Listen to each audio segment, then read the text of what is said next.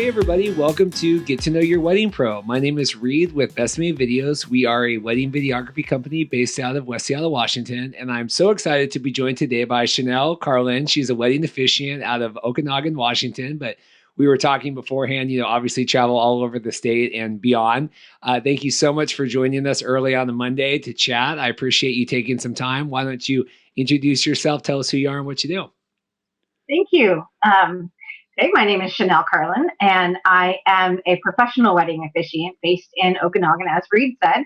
I collaborate with couples who have found the one and who want to have an elopement or an intimate wedding ceremony that is unique, personalized, and customized just for them. And it's interesting, and to segue to our kind of pre-recording conversation, we were talking about, marketing, and you said, I am a professional wedding officiant. And I do think that, because like you said, every vendor, right? People do video on the side, people do, flowers, whatever, but you do get a lot of officiants sometimes, I do 2 a year or whatever. I have a card I hand out. Obviously, a lot more goes into it when it's, what you do and you're a professional and marketing and stuff. So what does that mean to you to be a professional wedding officiant? To me, it means that I spend a lot of time practicing my craft. And my craft is kind of twofold. One, it's the people side of things, right? So it's the being able to feel confident speaking and engaging an audience, whether that audience is 1, 2, 20, 100. So there's that, and feeling comfortable doing that, which not everybody does, right? And then practicing things like projecting my voice, having personality when I speak in front of groups, those types of things. Also my writing. So as a wedding officiant, you write the wedding ceremony, or that's what I do as a professional. I write a wedding ceremony. So I spend time engaging with each couple, getting to know them and finding out their story, and then crafting a ceremony and a script that is something that they'll remember. So often people say to themselves, oh, well, I don't remember weddings. I don't remember the ceremony. I just saw the couple look lovely. I couldn't hear everything, and it went by in a blur. And that does happen. Absolutely. And it happens more often, I think, when people are having a traditional, quote unquote, traditional ceremony, because we know what's going to be said. But when you're just focusing on creating a ceremony that is unique to each couple, the couple and the guests really want to hear what's being said. They want to know, and they want to feel part of the ceremony. So that's part of what I do. And then there's the piece that you, as a professional, you have a business. I have a business, and I get paid, and I have all the things that go along with the business. So yeah, those are the three parts: the business part, the people part, and then the writing. Yeah, because I think there's this, misconception where, I think people think like, okay, if I hire an officiant, it's going to be like a stock ceremony, right? It's, it's not going to be personal. And I mean, I remember, we have a lot of, local officiants and, that we see from time to time. And, I've even written them afterward if I'm like editing the video and just been like, man, like that was really, I mean, you could have known these people for 100 years and I wouldn't have known, because it truly is, the same way that, a photographer can, capture, or people ask me, well, how do you do whatever? And you're like, well, I don't know. I mean, a good officiant, right, can really craft that, not, tale, but, the narrative, whatever the ceremony script. I mean, talk about how does that come to you? How did you, I mean, is that just something that comes naturally, or have you kind of worked on that over the years? Well, I love to write. I've always loved to write. Ever since I was young, I would read and write, read and write, read and write. I was far more of a reader and a writer than I was a player outside in sports. My brother was a sports guy. My mom used to have to force me to go outside when I was little because I'd prefer to sit and read. So good readers make good writers, supposedly. I also have a degree in history. So for those who've never studied history, you must write a lot. So you're reading a lot, and then you're analyzing, and then you're writing stories that describe the story that already happened. So I had a lot of experience before that coming into this process. But I spend a lot of time engaging with couples. So whether and it's not even so much about the amount of time, but hopefully the quality of the time. So when I can meet with them in face, face to face in person, we do. But obviously, for the last several months, we've not been able to do that.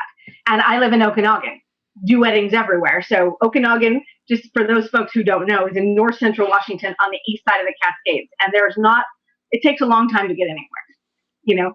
It's not far from everywhere. It just takes a while to get everywhere. The closest places are like an hour away.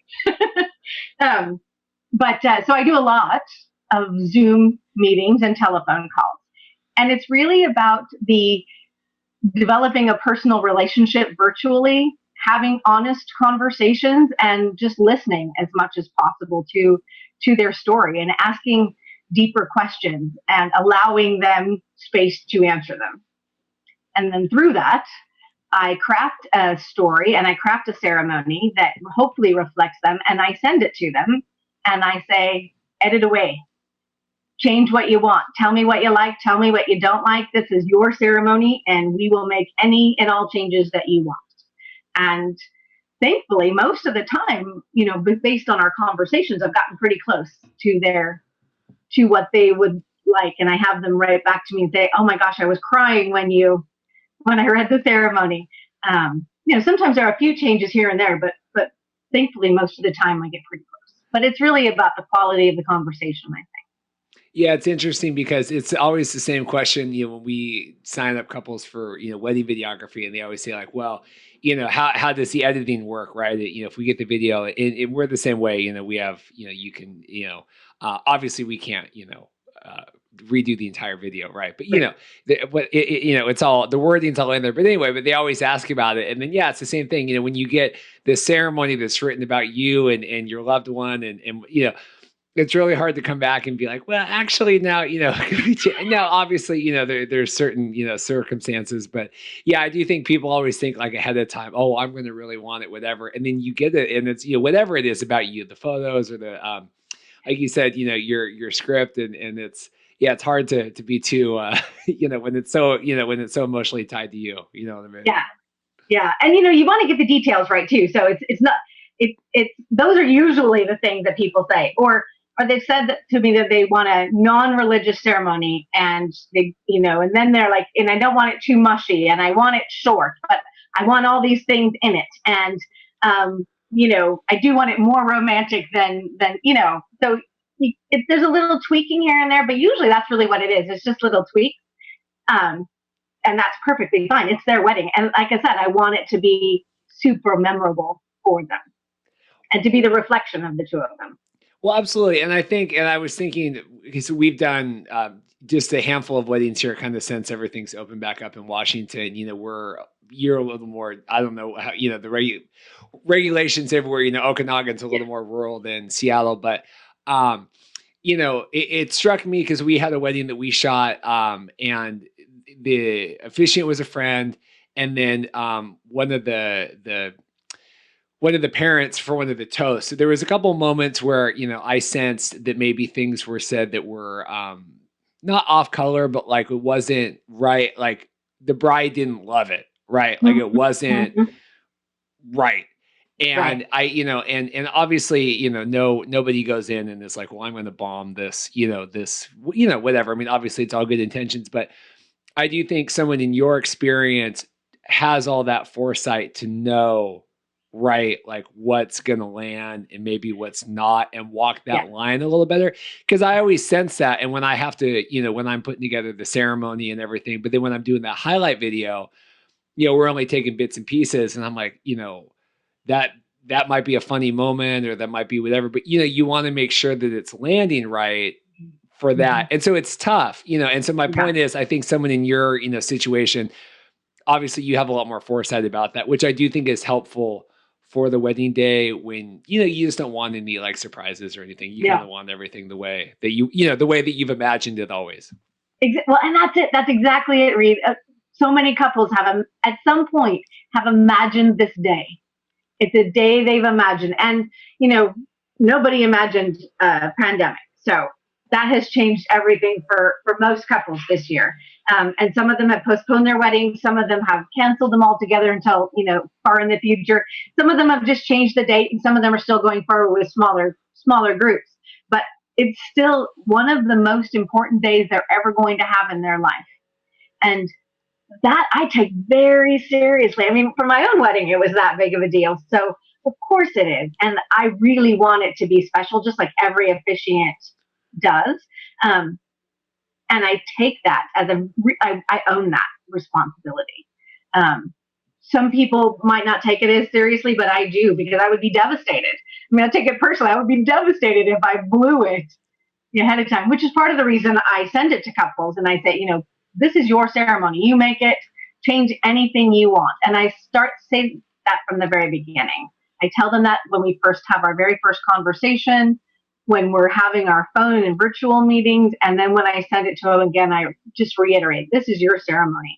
I want it to be a perfect reflection of the two of you. So whatever edits you want, slash away, red mark, whatever you want, however you want to do it. And if you want another call to redo the whole thing, we can do that too. So. Yeah, because it's just it's so personal, and especially now, and I don't know if I'm just more attuned to it. Just we just had all the weddings we've had so far. We've just had a lot of conversations about, right, just because of everything, and obviously, weddings for lots, they're always hard to plan. There's always lots of conversations. So like I said, maybe I'm just more attuned to it right now. But God, you really want everything to go. With everything else going on, right? We really want everything else the things that we can control. So no, but I think that, I don't know. I just think it's so important. And I so appreciate having the officiants come on, the podcast, because I do think it's, an underserved, just trying to, like I said, relay the importance of, you can still have that emotional tie, but also know that, you have someone that's guiding the ship that knows, that's done it before, right? Because you always get someone up there that doesn't know what they're doing, and the mic doesn't get turned on, or something's in the wrong spot, or you're doing this or you're doing that, and it is nice to have that, a captain at the head of the ship, that along with the emotional, you get both, you get both sides with that, right? And I think people don't often realize, when you think about a wedding, so often couples are so focused on the party piece, right? On all of the accoutrement around the ceremony. What does a wedding officiant do? I can't even I've done so many videos that I attached to my Facebook page and my Instagram, and having conversations with folks about what an officiant does. Like, you can get married without all of the rest of the stuff. We don't want to most of the time, but you can get married without a videographer, without photos, without a cake, without flowers, without a venue. You cannot get married without someone to officiate in the state of Washington and state of Oregon and the state of Idaho. You must have an officiant, whether that's a minister, a friend, depending upon what the rules of the state are. You have to have that person. And it can be a friend or a family member if you want them. It's really important to you, and you're good with whatever that looks like, and they're comfortable doing it. That's perfectly fine. But if you want it to be just so, and you want to kind of be guaranteed that it will be just so, a professional wedding officiant can be the way to go. And then when you add in the other elements, the photographer, you want someone who's comfortable working with the photographer, working with the wedding planner, working with the videographer. Where do you need me to stand? Where do you want me to be for this photo shot? Do you need me to be in a different location? And the wedding planner, who's got everything timed to the minute, they're amazing. I have huge admiration for wedding planners who, I get a schedule from one in San Juan Islands. She had the wedding literally down to the minute. Now, then we had a rainstorm that day, threw the entire schedule out the window. She managed it still. I was so impressed. So you mentioned your own wedding. How was that? Tell me a little bit about that. So got married in 2015 to my husband. We knew each other in high school. Went our separate ways. We didn't date in high school. We just went our separate ways and lived life, and then found each other through Facebook and friends, and later on in life, after many, many years. And we planned a very simple ceremony. We wanted our parents to be there. We wanted some of our closest friends to be there. And my mom was ill. My mom had dementia, and she lived in a memory care residence down by my brother. So we actually planned our wedding, had our wedding down in Longview, down by Portland, so that my brother could bring her. And my husband's brother is a minister in Tennessee, so he flew out to officiate for us. And we just had it in a little, it's called the Women's Building in Longview. It's owned by the City of Longview Parks. It's an old building that was the Women's Club, and it's beautiful. And we just had it there. We had my nephew and his fiance at the time did our photos. We had photos of all of our family members, wedding photos of all of our family members from both sides, scattered about the room, because the idea is that we wouldn't be here having a wedding if not for all of these folks, and to honor our families. And we had a native blanket ceremony, but rather than using a native blanket, we used the tartan from my husband's clan in Scotland. And it was a great celebration. It was a great celebration, but it was really simple. Our decorations were done by friends who wanted to help us. We had a potluck for the reception, and it poured down rain. It rained so hard that day. There were landslides, and we thought nobody was coming because you couldn't get from Seattle or Portland. There were landslides on the highways coming from both directions, and yet magically people still managed to get there. We planned on 50. We had almost 100 people in the room. I was afraid for the fire department. That's so funny. Well, and it's so interesting because, we planned our wedding, when I was a wedding vendor, and it's especially you, where you've seen so much and gotten to know, right? I mean, I'm sure so many, unique traditions and customs and, incorporating in, all that different stuff that the couples want. And so then when it's like, okay, well, now I have to what's important to me, right? I'm sure that was a really, I just have to imagine that was interesting to kind of, see everything that you've seen and know whatever, but then have to, okay, well, now what's important to me? What do I want? And I think that's great with the photos and everything. I think that's wonderful to represent, just, and plus just your love of, weddings and marriage and everything, Yeah. Yeah. It was beautiful. It was for us, it was a really memorable experience. And one of the things that's been nice is, guests so often say, oh, gosh, I couldn't hear everything, or, oh yeah, it was a nice wedding. Often had, oh, a nice wedding. For us, our guests often have told us, it was such a beautiful wedding. Love being able to see all of your family members, and or I've had the family members of couples come up to me and say, it was exactly them. You did such a great, it was exactly them. It's like, well, that's great. They helped write the ceremony. I'm glad I captured it, but it wasn't just me. That's right. Oh, I remember that I was going to say, you were talking about, the job security of an officiant, right? You have to get married. And I remember when all the, the pandemic stuff was going on and people were, I can't remember if it was one of the, one of the wedding, I won some group or something I was a part of, and people were, everyone was trying to find work and what can we do and all this stuff. And they're saying we're going to host these Zoom weddings and we're going to do all this. And I remember one of the officiants was like, actually, you really can't do that. And they're like, oh, well, no, yeah, this just for fun. We're not. And, they totally got, because it's one of those things, you totally think it's a great idea. And I even had one of the wedding directories that we advertised for, a local one. They called me wanting to put together this whole big blog about, marketing, the virtual ceremonies and all that, but with the officiant also virtual. And I said, now don't, quote me, but I said, I've seen enough people comment that, but I would do the research. Oh, I didn't even think about that. And I said, well, it's one of those things that, you got to have the three and then the witnesses, you know what I mean? Yeah. Yeah. So in the state of Washington and in most states, virtual weddings are not legal. They're just not. People want to do it, and this is a good time to practice, but it's not. It is legal in New York right now, and in California for 2 months.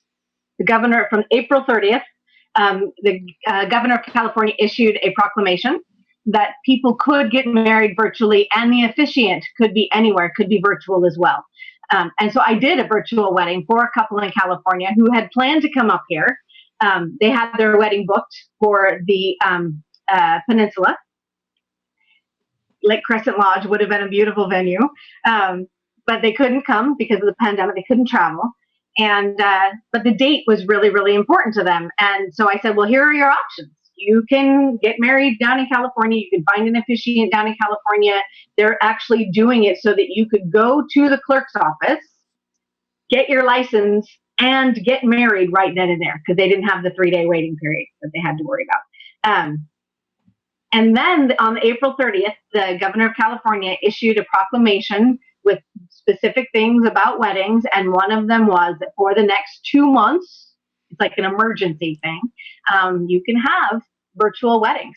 And then you just have to send the license. It just has to be signed, and you send it to the officiant to fill out and then send it back in. And that's what we did. And it was interesting. It was a different kind of experience. I have photos. My son was taking photos of me engaging with this couple, like all around me, so you could see. And it worked well. It was beautiful. They were in, San Luis Obispo and outside and having a beautiful time, the two of them, and everybody else was virtual. But yeah, so. But it's a big thing that people want to have this. They want to use technology this way. But weddings are really, they're personal. There aren't that many touch points left in our life, right? Weddings, funerals, giving birth, there's these things that, yeah, you can take photos and you can video them, but at some point we need to actually have those human touch points. And weddings are still seen as one of those times. Well, and even, we had two, just lucked out, we had two live streams on Friday where, it was a small wedding, and then, where one was at the church. And obviously you can do it, a cell phone or whatever, but, just the time and money and energy and everything to do that and do that right is like you said, wanting to leverage technology. And we're happy to do it. I'm glad that we have the capabilities to do it. I'm glad that people, Jamie, the bride, really appreciated it. We had, a lot of people watch, but like you said, it's all these different things to replace what is fundamentally right. A celebration for us to all get together. It's using all this technology and money and everything to replicate something that is used to be a really simple thing, right? Of just gathering together that we just obviously can't do right now. Right. When you think about it, I always think of weddings as like they're one of the greatest celebrations of humanity. That's what it's intended to be. It's a celebration of love. And you don't have to have lots of people to do that, but you do need the people who are getting married to be able to be together, and the person who is officiating that, and then their witnesses. And in the state of Washington, that's still just 2 witnesses and the officiate. So you can have it be really tiny, but it's a human thing, and we are still best when we can communicate and do that whole touch point. So. Yeah, and just I don't know. I just think going through the act of, it doesn't need to be a huge wedding, but I think I had someone on someone on the podcast, and they were talking about how they had been doing it a long time, and I said, people talk about weddings are passé, or they're so big, or like my neighbor next door is retired and he thinks what I do is insane because he got married 1 million years ago, and it's like, what is happening here? And but just the idea of 2 people coming together and having to kind of meld all these different money and family and traditions or religion or cultures or just all this stuff. And if it has to be a wedding and all that other stuff that goes along with it, that's great. But I think people doing that is a really helpful thing to figure out, what's important to you and what's important to your significant other. I'm sure you and when you got married, and I know when, Dorothy and I got married, and it was, you really do find out, like, okay, what are important to my wife's parents and what are important to, to my mom or to her family, or, and compromises and stuff. And so I do think, and then obviously you have the joy of, seeing everybody and getting to do all that. But I do think that's going through somewhat of that is an important life step, kind of whatever that is. So I totally agree with you. So how did you, we're so deep in this now. I want to hear, how did you get involved in all this to begin with? Normally that's like my first question, but we've gone down such this wonderful conversation. So how did you get involved in being a wedding officiant to begin with? Well, it's kind of it's a weird story, really. So I mentioned that my mom had dementia and she lived in a memory care residence. So my mom died at a young age. She was only 67 when she passed I'm away, sorry. and she'd had dementia for only a very short time, just a few years. Um, the and as she was, she was really sick. I mean, it took hold of her really, really quickly. And so then we had to start planning things like, what do we do when she's not here? I was responsible for her care, her financial, making decisions financially and medically. My brother and I worked as closely as we could together. But then, at the end, when all those decisions have to be made, they have to be made by someone. And then when we were planning her funeral, we had a difficult time finding a minister or someone to officiate the funeral. We know lots of ministers. There was just no one available that knew my mom that was able to do it. And so thankfully, the funeral home put us in touch with someone, and he did okay. He met with my aunt and I, and heard our stories about my mom, and then did the funeral. The interesting part was at the funeral, he literally said verbatim what my aunt and I had said. We basically just needed him to sign off on the funeral certificate, on the certificate of death and everything. And I thought, I could do that. I love people, and this is a time when they need someone. So I thought, what? I'm actually going, something I had thought of for a very long time was becoming ordained and being available to serve in whatever way I needed to serve. So I told my husband, I'm going to actually do this. I'm going to become ordained, and I'm going to be available in case. So if nobody else in our family or friends, if they ever need a minister for a funeral or whatever, they won't have to settle, and they won't have to search. He's like, okay, that's what you want to do. Great. No funerals have ever come my way, which is, it's perfectly fine. I thought, well, okay, how else am I meant to serve? And so then you start looking at that, at going, kind of thinking about it, praying about it. It's like, well, what am I supposed to do? Well, I love weddings. So I put myself out there to start doing weddings. And the minute I did that, weddings found their way to me. I've been officiating weddings ever since. I got ordained and weddings started coming. And it's great.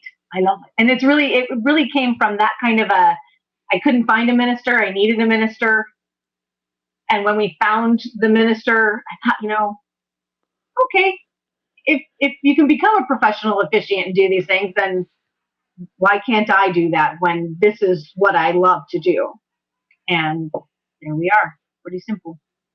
Well, I bet it does. It takes a lot of, I think, qualities to make a good officiant, right? And being that people person. And like you said, with the funeral thing, it's interesting because, that's almost, way harder than even a wedding, just because it's so just, you just got to have the right tone. And I mean, it's so touchy, but, no, that's interesting. And it's worked out ever since. And, Yeah. you love it.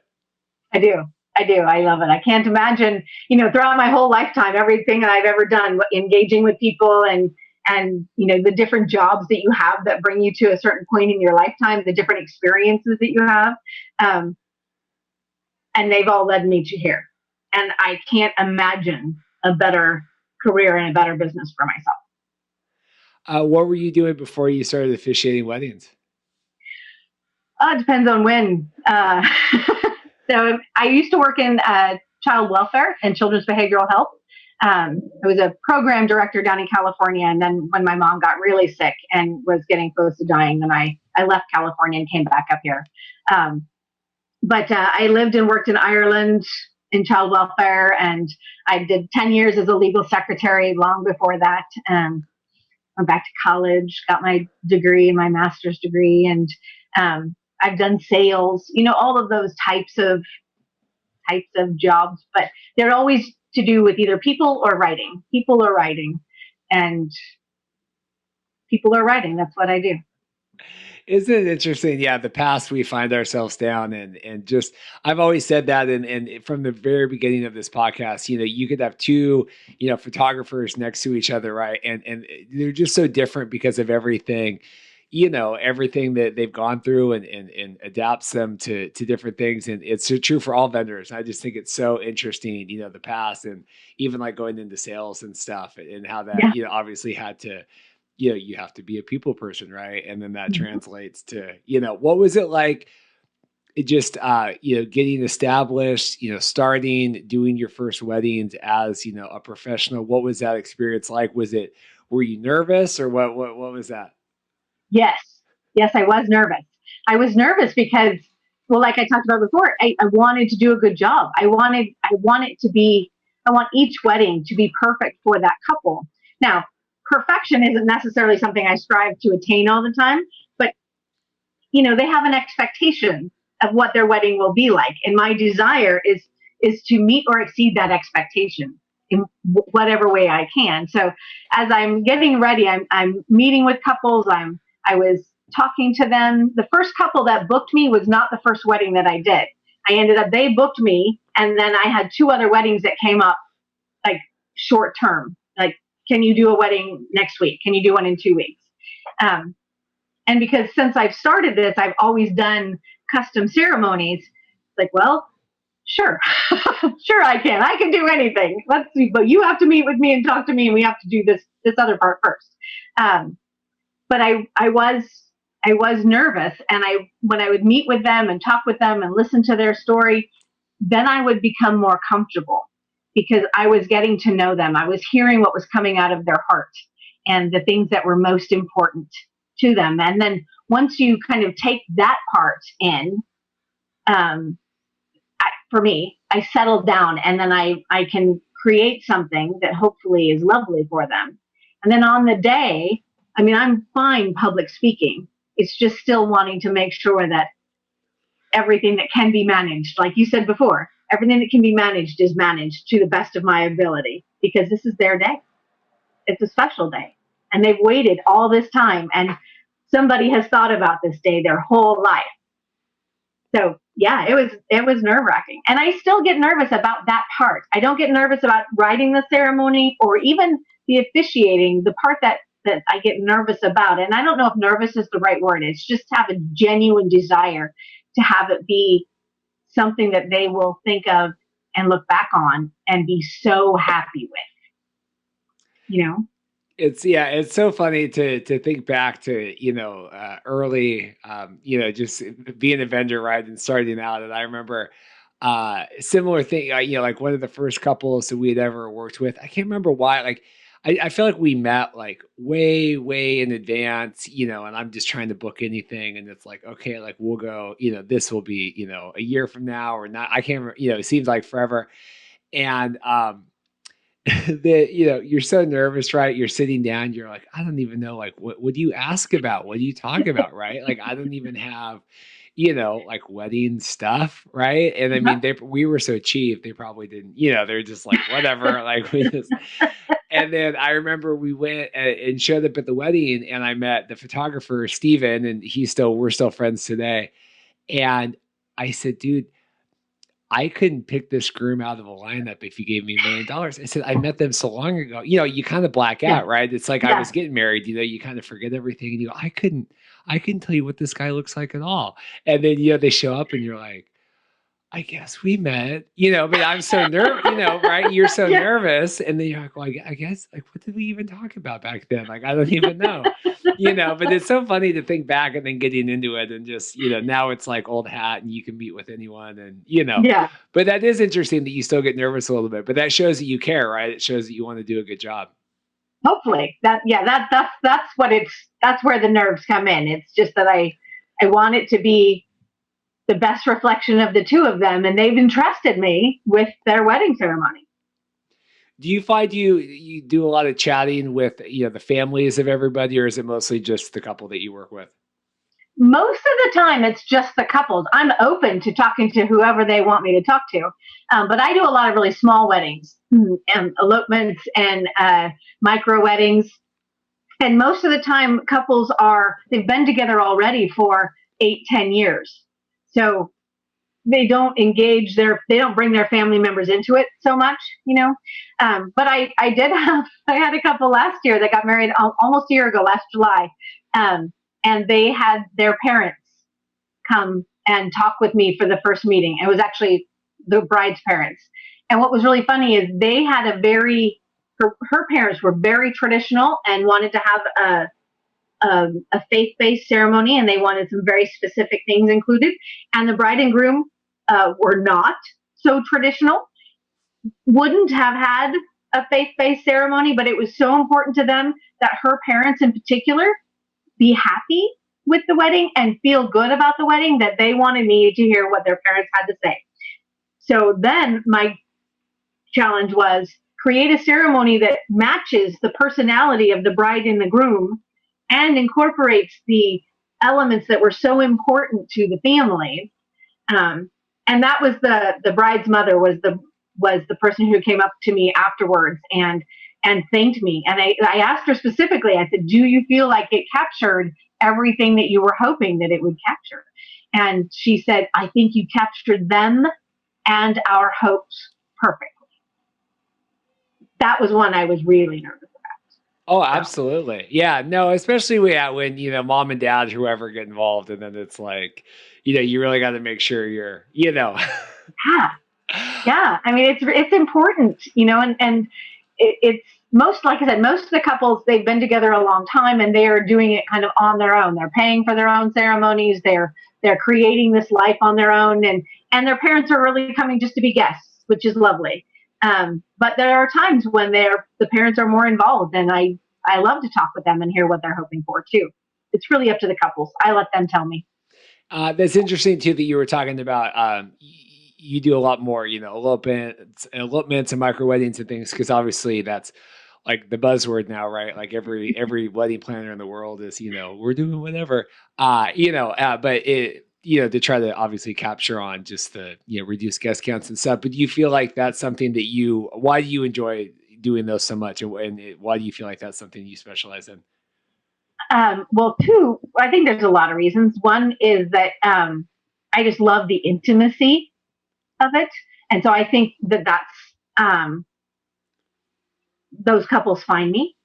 I love doing outdoor weddings and outdoor weddings in really natural environments. I mean, lots of venues have outdoor spaces, right? You go to wineries, I do barn weddings, wherever the couple wants to get married. But I also do weddings on a pond in the mountains.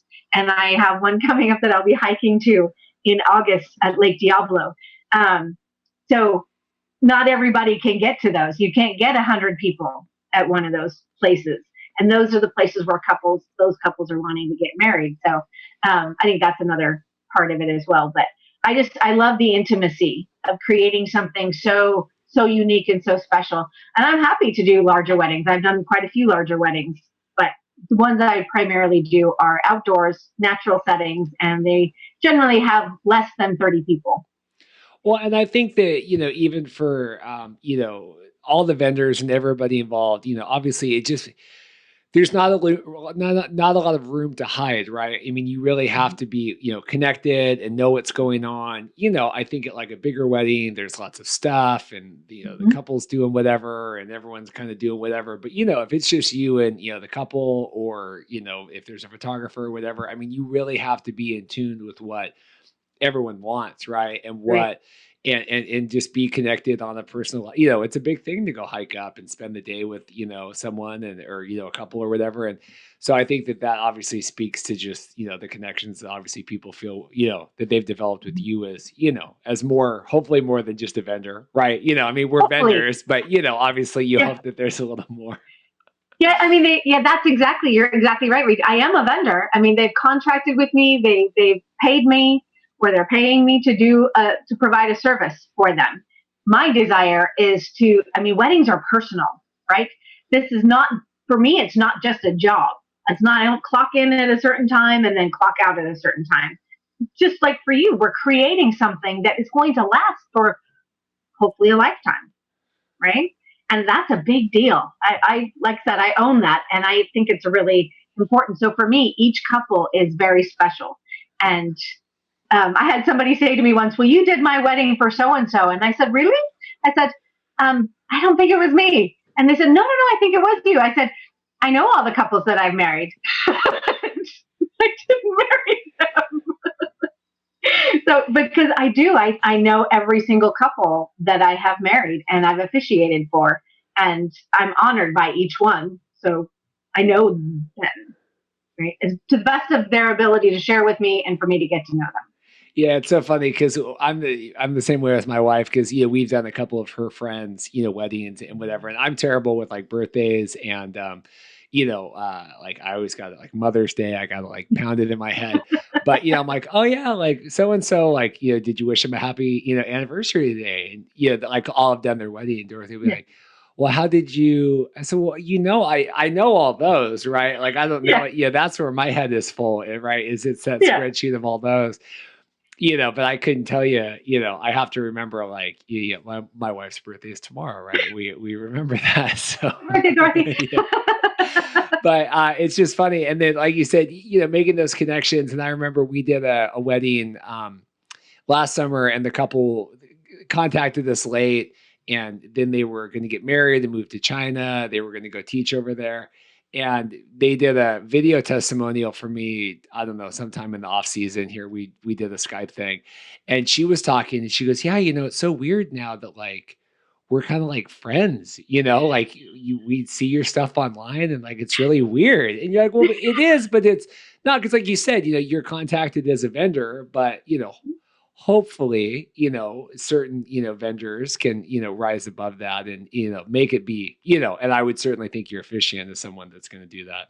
So a good Yeah, I officiant. think it's so important to be creating something when you're creating something so personal. And I think photographers and videographers too. I mean, you're right there. You're capturing this moment that they're going to look back on for their entire life. And it's personal and it's intimate. It's you have to be close to do that. You don't just let someone in to do that generally. Um, and I think officiants are like that too. I ask a lot of questions and I tell them ahead of time, I'm going to ask some personal questions, and you tell me whatever you're willing to share. But all of this helps me create something that's unique and personal just for you. So if you want this ceremony to be a reflection of the two of you, I need you to be as open with me as you can be. And if you don't feel comfortable, tell me. And they're good with that. They're usually pretty open. But you have to trust somebody to do that. And then once you start building that trust, you become friends with them. I'm friends with a lot of my couples, and I'm honored by their friendship. Yeah, it's definitely something, I never, I don't expect it, right? But it certainly is something that, yeah, you feel blessed if they, you know, Yeah, yeah, absolutely, uh, absolutely. I'm telling too many stories. Sorry, but I love hearing them. well, I don't know. It's Monday. We're coming off the weekend. We had one of our. I mean, this was years ago, and there we're still. He's a. I don't know. I think it was the first year, the second year. We were doing weddings, and I always bug people for that. Like we do this Yellow Bride or whatever, like the voting, and it's always the things where you have to like, you have to vote for 5 categories or 10 categories or Right. whatever. And I think it was last year or the year before, and I emailed him and I said, "Hey man, I email everyone, hey, really appreciate your vote, whatever." And he goes, he emails me back. He goes, "Well, who do you want? Who do you want me to put for these other vendors?" And I said, "Oh, we'll put like you would put like the vendors you had at your wedding." He's like, "I don't remember who we had." Right? Like I don't remember. Yeah, and my point is, to Yeah. relate back to what you were saying is, you want to be one of those vendors, right? You never want like the worst thing I could ever hear is if I talk to a couple like, "Oh, who did your photos?" Like, "Oh, I don't know, some guy." Yeah. Or who did your, ceremony, or who did, oh, just whoever. And Right. you want to be remembered that way, and you want them to remember your name, or, at least maybe if, At the very minimum, that we did a good job. yeah. To see me later on and go, I think I recognize you. Yeah, you don't want to be, yeah, oh, the lady that married us, you want That's right. That's to. right. And one of the couples that might be like that, but for the most part, they're pretty good. Yes. It might help. I actually send cards to my couples. So one of the things that I do, because I tell them, I'm not just celebrating on your wedding. Your wedding is a big day, obviously, but you're allowing me into your life to officiate for you and to celebrate this with you. And I celebrate their month anniversary. So the month that they get married, I celebrate that. I celebrate their anniversary. if there's a big thing that's happening, like throughout this pandemic, I'm not only trying to keep in touch with all of my current couples, the ones who are planning to get married, but the ones that I've already officiated. This is a stressful time, and it can impact families and couples in ways that no one anticipates. So, just letting them know that I'm still here, and if they need me, if they need support in any way, I'm here. And I've had some of them reach out to me and say, "That's so sweet of you. Thank you for thinking of us." And can't believe that you're like, really? This is what I do. This is who I am. You let me into your life for such an important day. Yeah, I'm here. If you need me, I'm here. No, I think that's so important. Yeah, I do think I think our couples don't necessarily always understand how much time we do spend thinking about them. Yeah. That I think that, you know, uh it is also very important to us, everything. Obviously, and their wedding day is extremely important to them, but it is also very important to us. And it is Right. something that we think about, and remember, and it's a part of all of our collective lives. So Yeah. It's not just a job. no. Yeah. This has been great. This has been such a wonderful conversation. Thank you so much for reaching out and taking the time to come on. Thank you. I've loved it. It's wonderful to meet you. If people want to know more about you and everything, and see your wonderful site and Instagram and everything else, where would you have them check out? I would have them check out my website at chanellecarlin.com, or Facebook at Chanelle Carlin Weddings. Then there's also my Instagram, Chanelle Carlin. Any of those would be great. I love my website. It's great. It probably tells us most about me, but also, Facebook. I have a YouTube channel, Chanelle Carlin Weddings. I have Instagram. There's lots. You can find me on The Knot. You can find me on Wedding Wire. Find me at lastminutewed.com. You can find me all kinds of places. I just did my just had my whatever, they emailed me about my Wedding Wire. One of those, because it's all the same company now. Yeah, But one of my two Wedding large, Pro. yeah, one of my two large contracts just got signed, and I was like, oh, okay. Yeah. When that piece of paper comes, you're grateful that it's there, but then you're like, oh wow, okay. Yeah. Well, again, thank you so much, and I hope you have a good week. And I hope we can get back to some more normalcy here. But I do appreciate you taking the time and just reaching out. It's first off, it's so great to have new voices I don't know previously, and then second, to get vendors in categories like this. I think officiants are so important, and I do think it's great to get voices from just we had a bartending service last week, and wedding planners and things. I just think, trying to get as well-rounded as we can a group of conversations of voices, I think is so important. So thank you. I do. I agree with you completely. Thank you. Thank you, Rita. It's been lovely to talk with you. I appreciate the podcast too. It's great to be able to hear from other providers. I love it. Well, thank you so much. If you're like Chanelle and you're interested in coming on the podcast, you can go to www.bestmadevideos.com/podcast guest. And that's a nice, easy questionnaire we have to fill out and kind of get you in the system and hopefully get things rolling. If I vet you and you're qualified, I'm kidding.